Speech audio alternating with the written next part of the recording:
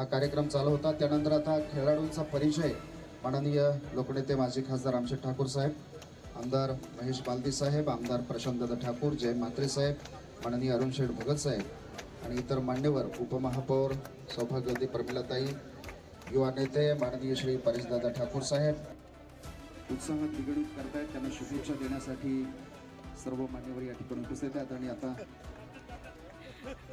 मान्यवरांच्या शुभ हस्ते नाणेफेक या ठिकाणी होते।